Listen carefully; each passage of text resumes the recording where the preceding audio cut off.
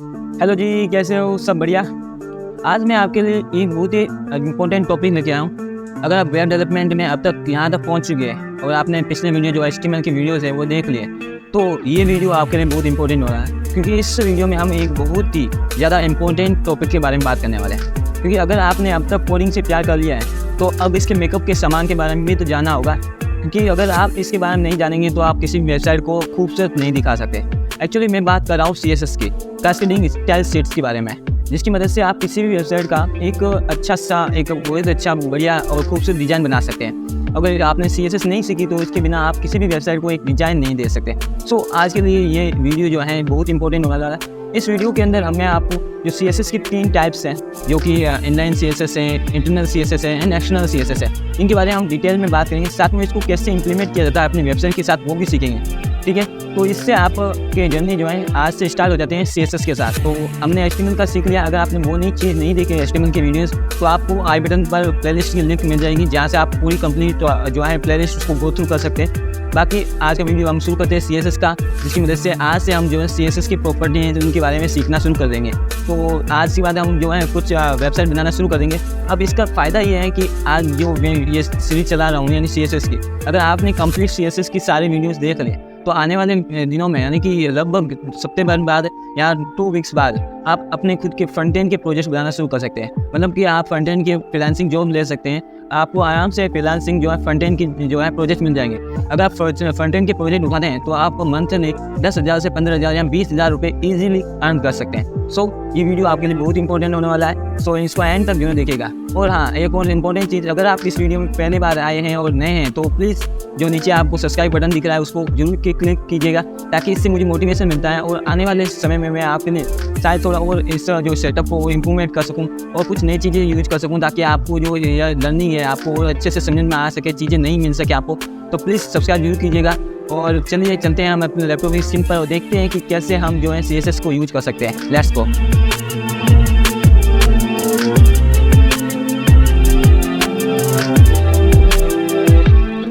हम आ चुके हैं लैपटॉप की स्क्रीन पर और यहाँ पर आप देख सकते हैं कि हम बात करने वाले CSS और इसके टाइप्स के बारे में। ओके, आई होप कि आपने अब तक चैनल सब्सक्राइब कर लिया होगा। प्लीज़ सब्सक्राइब जरूर कीजिएगा। चलिए हम चलते हैं और जानते हैं कि CSS क्या है। CSS एक्चुअली इसका नाम जो है CSS का फुल फॉर्म वो है कैस्केडिंग स्टाइल शीट्स। ओके, तो CSS is a styling language used to describe the presentations of the document written in HTML और या फिर XML। XML का मतलब होता है extendable markup language, extendable. Okay, it controls the layout, colors, fonts and overall appearance of web pages. CSS separates the content from the design, making it easier to maintain website and apply consistent style across multiple pages. Okay? अब इसका मतलब simple मतलब ये है कि जो CSS है ये एक तरह की स्टाइलिंग लैंग्वेज है, जिसका यूज़ हम क्या करते हैं कि जो HTML का पेज होता है ना, जो हमने अब तक बनाया था HTMल के टैग यूज़ करके, हमने एक HTML का पेज बनाया था जहाँ पर हमने HTML टैग को स्टार्ट किया था, फिर एंड किया था, फिर बीच में हेड टैग यूज़ किया था, फिर इसके नीचे बॉडी टैग यूज़ किया था। तो वो एक कंप्लीट वेब पेज है जो कि डॉक्यूमेंट रिटर्न है। तो उसके अंदर हम क्या करेंगे, स्टाइलिंग को यूज़ करने के लिए हम क्या करते हैं, जो CSS का यूज़ करता है। अब ये जो है HTML और XML के अंदर यूज़ किया जाता है। So it controls layout, colours, font, overall appearance. Okay, इसका मतलब ये है कि CSS की मदद से आप वेबसाइट के फॉन्ट, कलर्स, उनकी लेआउट और बहुत सारी चीज़ें जो होती हैं वेबसाइट की, वो आप सब कुछ इस CSS की मदद से कंट्रोल करते हैं। ओके, फिर चलते हैं कि CSS जो होती है सेपरेट करती है कंटेंट को from the design, making easier maintain websites etcetera. मतलब ये है कि जो आप जब CSS को यूज़ करते हैं किसी वेबसाइट पर, तो वो अलग से इसका कलर वगैरह कंपोनेंट को अलग दिखाती है। कल भी हमने बात की थी जब हमने लिनक्स की मदद से कुछ कंपोनेंट बनाए थे, मतलब वो बॉक्स बनाए थे। अब वो लिंक तो सेम ही थी, हमने यूज़ किया, बट उसका डिज़ाइन जो था अलग था। तो वो CSS की मदद से ही हमें अलग अलग देखने को मिलता है। तो इस तरह से CSS का हम यूज़ करते हैं। यहाँ पर मैंने एक डेमो वेबसाइट ली है जिसकी इमेज ली है, जिसकी वजह से आप ये अंदाजा लगा सकते हैं कि HTML, CSS और जावास्क्रिप्ट का क्या यूज़ होता है। एक्चुअली जो हमने HTML बनाया था वो एक तरह से ढांचा होता है। एक यहाँ पर देख सकते हैं स्केलेटल का ढांचा है, तो वो हमने HTML की मदद से बनाया था, जिसके अंदर कोई CSS वगैरह नहीं, सिंपल एक ढांचा होता है। अगर आप सिंपल मैं आपको एक डेमो के तौर पर जब मैं फाइल बनाऊंगा तो उसमें बताऊंगा कि जब हम सिर्फ और सिर्फ HTML बनाते हैं तो उस समय आपको क्या क्या दिखता है, और जब हम उसको CSS यूज़ कर लेते हैं तब कैसा दिखता है। ओके, तो HTML में आपको कुछ इस प्रकार से ढांचा दिखेगा। जब CSS अप्लाई करते हैं ना, तो उसमें जैसे कि मान लीजिए अब खोपड़ी के ऊपर बाल आ जाते हैं, तो यहाँ पर बाल है, फिर कलर आइज का कुछ इस प्रकार से है, फिर मुंह वगैरह का कुछ इस प्रकार से, और कपड़े कुछ कलरफुल हैं, बेग पैर अलग से कुछ अलग कलर्स के दिख रहे हैं, इस तरह से। तो इस तरह से आप क्या कर सकते हैं, एक अच्छा सा डिज़ाइन बनाकर वो बना सकते हैं जिसकी मदद लेते हैं हम CSS की। ओके, और जब हम जावास्क्रिप्ट का यूज़ करते हैं तो हम जो CSS यूज़ है उसको हम मैनिपुलेट कर पाते हैं और उसके मदद से जावास्क्रिप्ट की मदद से कुछ फंक्शनलिटी ले पाते हैं, डायनेमिक ले पाते हैं, डायनेमिक चीज़ें कर पाते हैं। जैसे हम किसी फॉर्म को फिल करते हैं तो उसके अंदर सबसे पहले हमें नाम, ईमेल और पासवर्ड डालना पड़ता है। अगर नहीं डालते तो वो हमें फॉर्म आगे जाने नहीं देता है। तो वो सारी चीज़ें हम जो है लॉजिक्स वगैरह हैं वो जावास्क्रिप्ट की मदद से बनाते हैं। तो जो हमारे मेन ऑफ द हमारे जो फ्रंट एंड पार्ट है उसके अंदर हम HTML CSS और जावास्क्रिप्ट का ही यूज़ करते हैं और उसी की मदद से हम सारे वेब पेज वगैरह बनते हैं। ओके, तो चलिए हम इस चीज़ को थोड़ा सा प्रैक्टिकली समझने की कोशिश करते हैं। यहाँ पर आ जाता हूँ मैं। ओके, तो मैं सबको मिनिमाइज करता हूँ और जो हमारा फोल्डर है वो ओपन करते हैं। यहाँ पर मैं एक और नया फोल्डर बना देता हूँ -6 नाम से, सॉरी। ओके, और इसको मैं अपने VS कोड में ओपन कर देता हूँ। तो open this.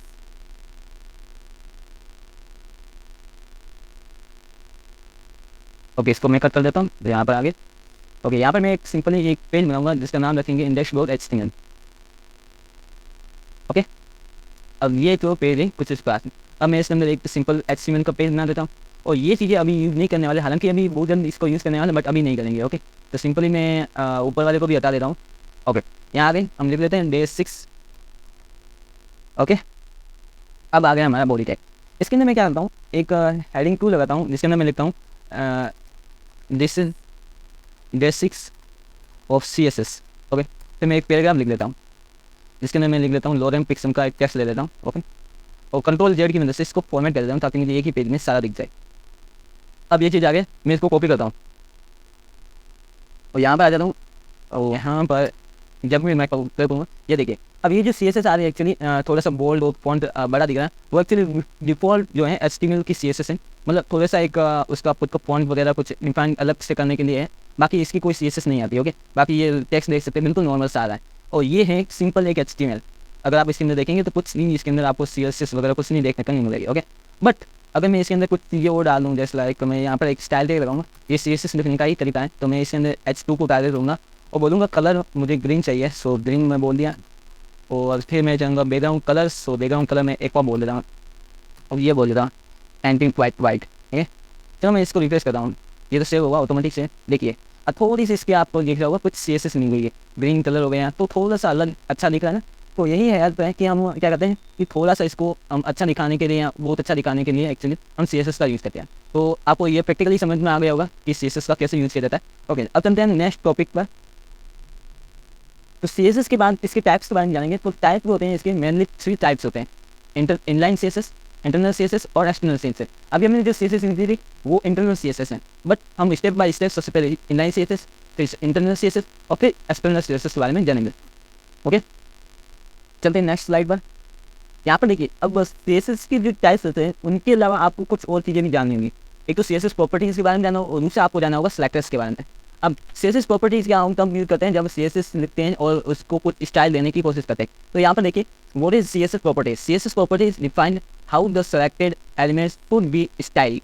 They are written outside a CSS rule and consist of properties and value. Okay, इसका मतलब ये है कि जब हम CSS यूज़ करते हैं तो उसके अंदर जो भी चीज़ें हमें स्टाइल देनी होती है किसी एलिमेंट को तो हम वो प्रॉपर्टीज़ की मदद से देते हैं। जैसे कि कलर एक प्रॉपर्टी है, अभी मैंने यूज़ किया था। बैकग्राउंड भी एक प्रॉपर्टी है। अब बैकग्राउंड के अंदर हम जो यूज़ कर रहे हैं वो वैल्यू कहलाती है। तो बैकग्राउंड के अंदर हमने जैसे कि कलर के अंदर हमने एक हैशटैग कोड यूज़ किया था कलर का, तो वो एक तरह से क्या हो गया वैल्यू हो गई। इसी से बैकग्राउंड के अंदर भी हमने वैल्यू यूज़ की थी, तो इस तरह से वो वैल्यू वो प्रॉपर्टीज़ हो गई। और सारा खेल गए हैं CSS के अंदर प्रॉपर्टीज़ का है और CSS की बहुत सारी अनगिनत प्रॉपर्टीज़ है जो आपको इस सीरीज में समझने को देखने को मिलेगी। अगर आपने ये कंप्लीट सीरीज देख ली तो आप किसी भी प्रकार के वेबसाइट डिजाइन को बना सकते हैं, बस आपको सही तरीके से अच्छे से समझने की जरूरत है। ओके, अब चलते हैं व्हाट इज द सिलेक्टर। अब CSS के अंदर सिलेक्टर का भी काफ़ी इंपॉर्टेंट रोल होता है, इसके बिना आप CSS को यूज़ नहीं कर पाएंगे। हालांकि आप इनलाइन CSS यूज़ करेंगे तो सिलेक्टर की जरूरत नहीं पड़ती है, बट आप अगर इंटरनल या एक्सटर्नल CSS यूज़ करेंगे तब आपको सिलेक्टर की जरूरत है। CSS selector are the pattern used to select and the target HTML elements that you want to style, and selectors allow you to apply CSS properties to the specific element on the web page. Okay, तो मैं ये आपको practical चीज़ बताता हूँ। याद देखिए मैंने एक HTML पेज बनाया और यहाँ पर एक ये एलिमेंट है, दूसरा ये भी एलिमेंट है। अब मैं तो चाहता था कि वही सिर्फ H2 वाले एलिमेंट पर ही कलर आए, यानी कि बैकग्राउंड कलर और CSS जो ग्रीन कलर टेक्स्ट था वो आए। तो उसके लिए क्या करना पड़ेगा, मुझे इसको सेलेक्ट करना पड़ेगा, मुझे इसको उठाना पड़ेगा इस लेम नोट को, ताकि मैं इसको CSS ले दूँ। सो मैंने यहाँ पर क्या किया, टैग की मदद से, सेलेक्टर की मदद से, टैग सेलेक्टर की मदद से मैंने इसको उठाया और उसको कलर और बैकग्राउंड कलर दे दिया, ताकि सिर्फ इसी पर आए, इस पर कोई भी कलर या बैकग्राउंड कलर ना आए।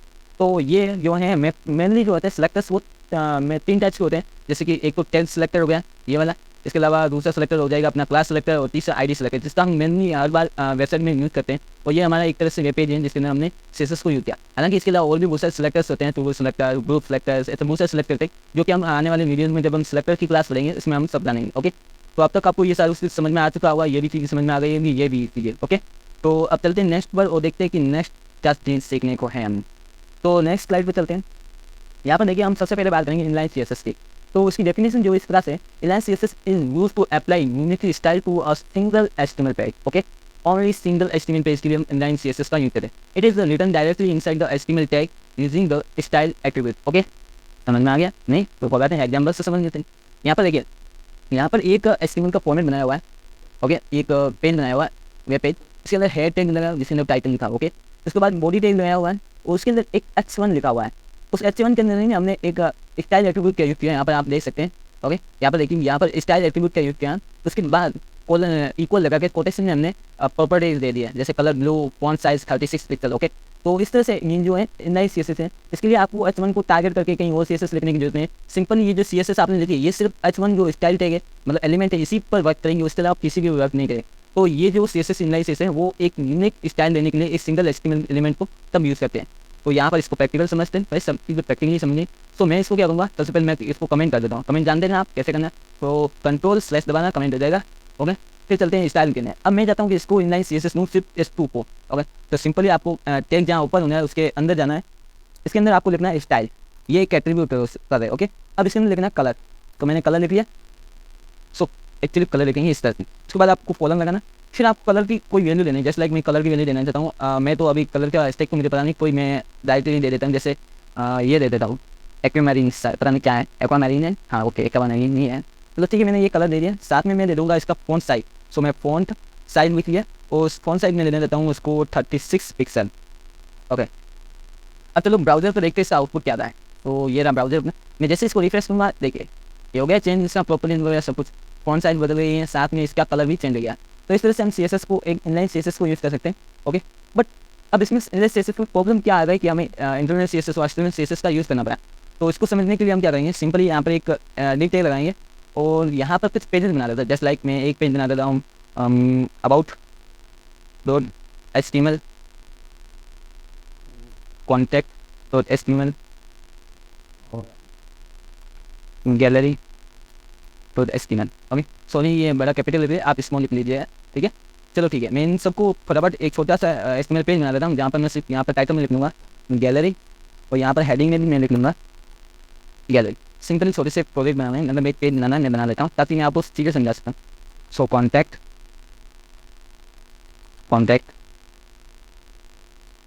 और यहाँ पर मैं अबाउट का बना लेता हूँ। सो अबाउट, यहाँ पर HT हेडिंग में अबाउट। ओके, मैंने ये चीज़ें बना ली। अब पिछली वीडियो में हमने एंकर टैग का यूज़ किया था, तो उसी एंकर टैग की मदद से हम क्या करेंगे, सिंपली इन पेजेस को हम एक्सेस करेंगे। सो मैं यहाँ पर डॉट लिखूँगा।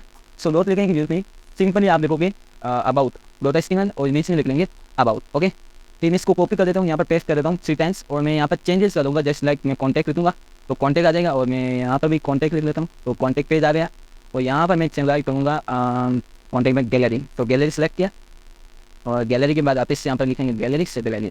अब वापस आते हैं, पेज को रिफ्रेश करते हैं, यहाँ पर देखें 3 आगे, मैं अबाउट पर क्लिक करूँगा, अबाउट कॉन्टैक्ट पर क्लिक करूँगा, कॉन्टैक्ट गैलरी पर क्लिक करूँगा गैलरी। ओके ठीक है, कोई बात नहीं, अंडरस्टैंडिंग। फिर मैं एक और चीज़ जाऊँगा, यहाँ पर लिख लूँगा मैं फॉर्म। ठीक है, फॉर्म पेज में मैं क्या करूँगा, सिंपली index.html है उसको मैं कॉल कर दूँगा ताकि मैं फॉर्म पर भी पहुँच पाऊँ वापस। ओके, तो मैं फॉर्म पर भी लूँ, कॉन्टैक्ट पर आ गया। ओके, अब इस चीज़ को मैं वापस इन तीनों में ही डाल देता हूँ ताकि मुझे सभी जगह जो नई बार मेरी देखने को मिल जाए। लेकिन इसको कब कर हूँ पीछे वाले का।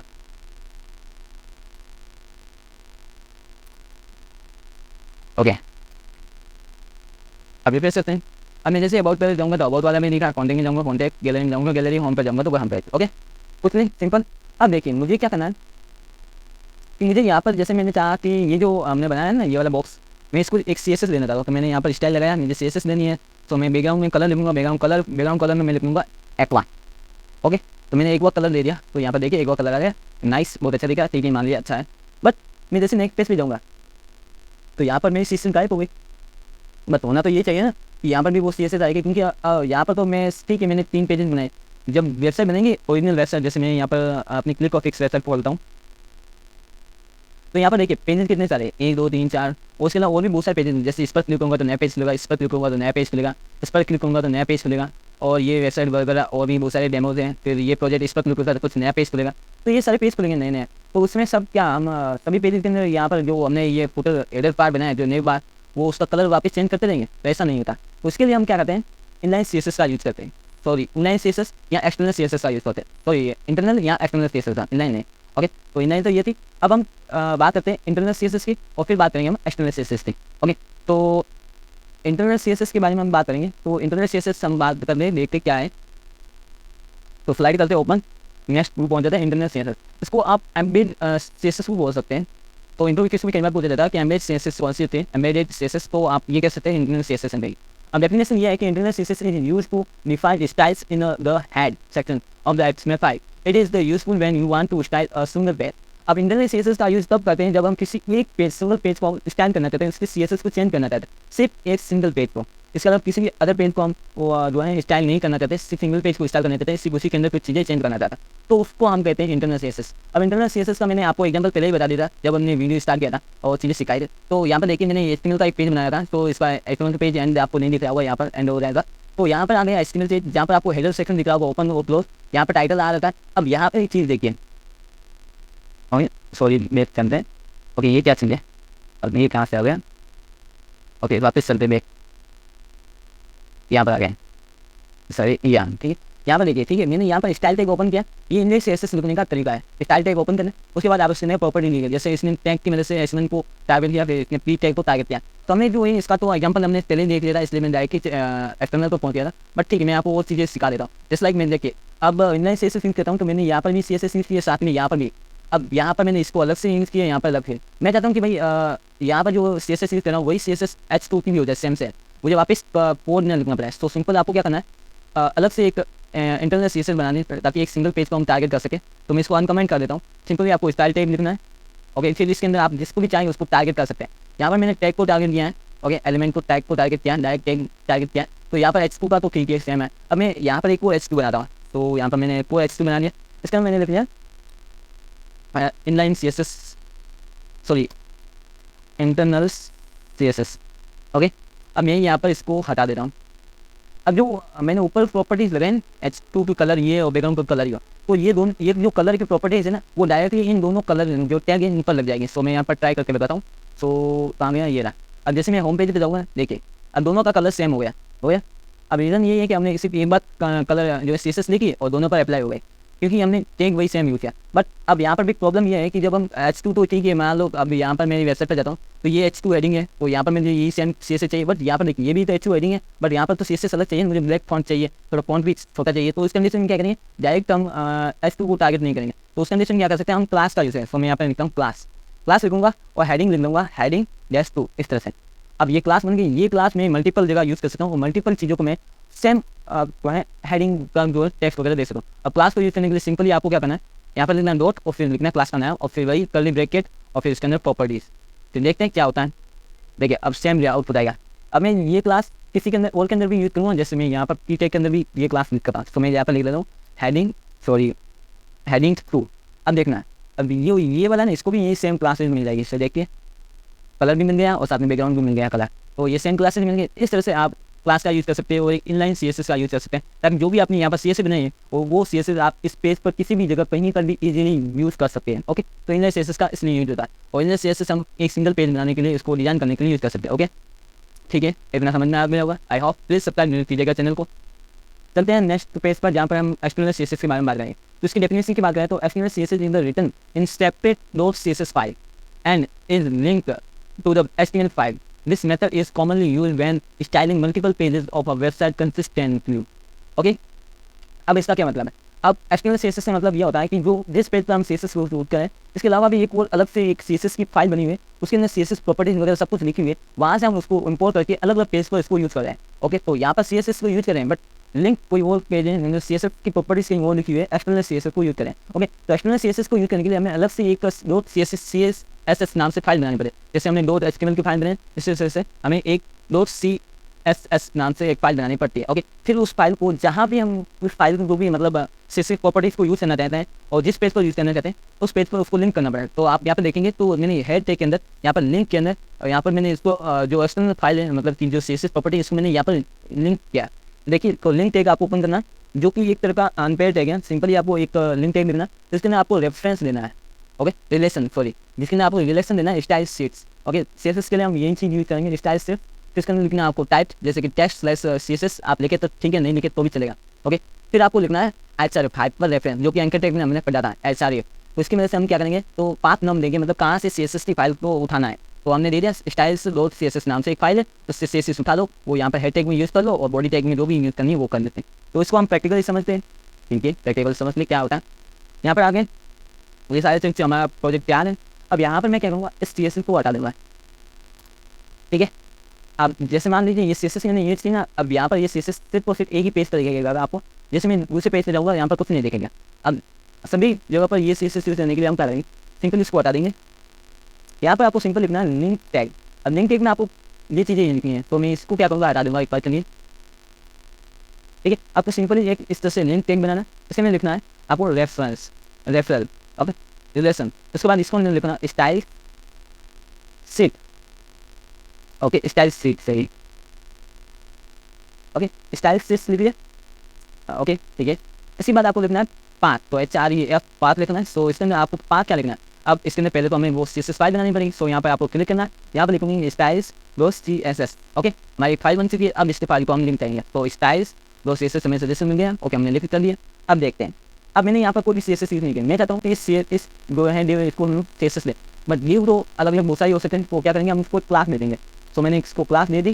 क्या क्लास दी क्लास मैंने दे दी इसको नेव बार। तो नेव बार नाम से क्लास दे दी। अब इस क्लास को मैं यहाँ पर सिंपल आ दूँगा स्टाइल के अंदर। आपको यहाँ पर कोई भी स्टाइल टैग वगैरह कुछ भी ओपन नहीं करना, सिंपल आपको यहाँ पर डॉट लगाना है और मतलब जो भी चीज़ें CSS यूज करना चाहते हैं वो यूज़ कर सकते हैं। तो मैं क्लास CSS यूज करना चाहता हूँ तो डॉट लगा के क्लास CSS यूज करिए। यहाँ पर मैं चाहता हूँ बैकग्राउंड कलर चाहता हूँ तो बैकग्राउंड कलर मैं लिख लेता हूँ। एक्चुअली पहले मैं यहाँ पर रिप्लेस कर देता हूँ ताकि आपको कुछ ना लिखा है। ओके, मैं यहाँ पर रिप्लेस करता हूँ और यहाँ पर लिख रहा है तो यहाँ पर स्टाइल है वो मैं स्पॉट आ देता हूँ। अब देखिए कुछ नहीं लिख रहा।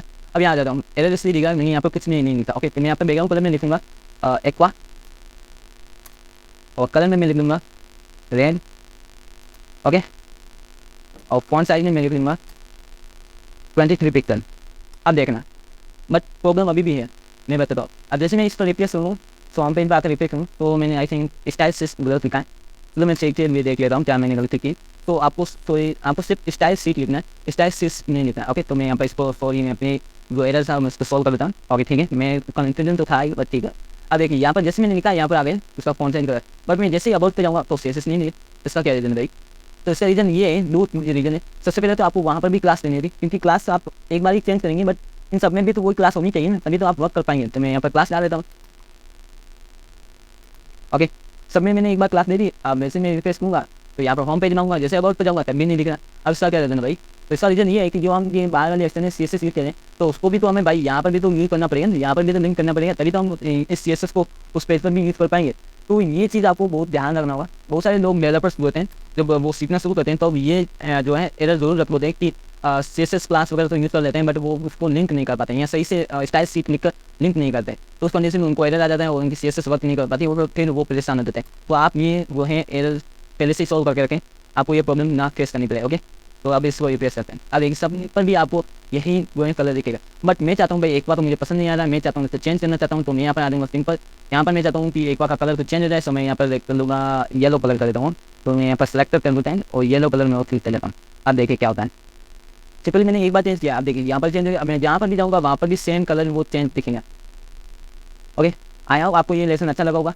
और एक चीज़ और मैं आपको बता दूँ कि जो इसके अंदर प्रायोरिटी होती है ना, जब हमें कोड पढ़ रहे हैं तो वो टॉप टू बॉटम पढ़ा जाता है। तो यहाँ पर सबसे पहले कोड ये पड़ेगा, फिर उसके बाद इसके अंदर आएगा तो ये चीज़ पड़ेगा, फिर इसके अंदर ये चीज़ पड़ेगा कि स्टाइल लिंक CSS है। तो ये पहले आ गई एक्सटर्नल CSS, तो इसको पढ़ेगा और ये डिसाइड करेगा कि भाई CSS को किस CSS को यूज़ करना है। तो इसके अंदर मैं अगर स्टाइल CSS यूज़ नहीं पड़ा ना तो जैसे कि मैंने इसको लिखा जैसे कि कलर, सॉरी कलर मैंने ऐसा नहीं लिख सकता। यहाँ पर मैंने क्या बनाया था, नेव बार मैंने बनाया था नेव लेस बार।